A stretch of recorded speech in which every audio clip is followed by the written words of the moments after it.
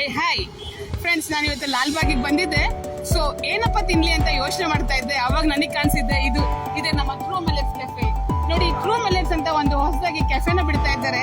So of course millets ಅಂತ ಯಾರಿಗೆ ತಾನೇ ಇಷ್ಟ ಇಲ್ಲ ಹೇಳಿ, ಅದರಲ್ಲೂ ಟ್ರೂ ಮಿಲೆಟ್ಸ್ ಅಂತ ತುಂಬಾನೇ ಚೆನ್ನಾಗಿದೆ.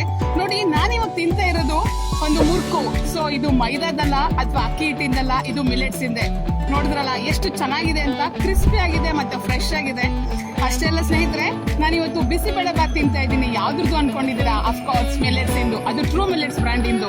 ಕೇಸರಿ ಬಾತ್ ತಿಂತಾ ಇದ್ದೀನಿ, ಅದು ಕೂಡ ರವೆದಲ್ಲ, ಮಿಲೆಟ್ಸ್ ಇಂದ ಮಾಡಿರೋದು. ಪೊಂಗಲ್ನ ತಿಂತಾ ಇದ್ದೀನಿ, ಅದು ಕೂಡ ಯಾವ್ದ್ರದ್ದು ಅನ್ಕೋತಾ ಇದ್ದೀರಾ? ಟ್ರೂ ಮಿಲೆಟ್ಸ್ ಇಂದು. ಸೊ ಇದು ಹೊಸದಾಗಿ ನಮ್ಮ ಒಂದು ಬ್ಯಾಂಗ್ಳೂರ್ಗೆ, ಇಡೀ ವರ್ಲ್ಡ್ಗೆ ನಂಬರ್ 1 ಕೆಫೆ ಅಂತ ಹೇಳಿದ್ರೆ ತಪ್ಪಾಗಲ್ಲ. ಈ ಒಂದು ಇನಿಷಿಯೇಟಿವ್ ನ ತಗೊಂಡು ಟ್ರೂ ಮಿಲೆಟ್ಸ್ ಬ್ರ್ಯಾಂಡ್ ಅವರು ಹೊರಗೆ ಬಂದಿದ್ದಾರೆ.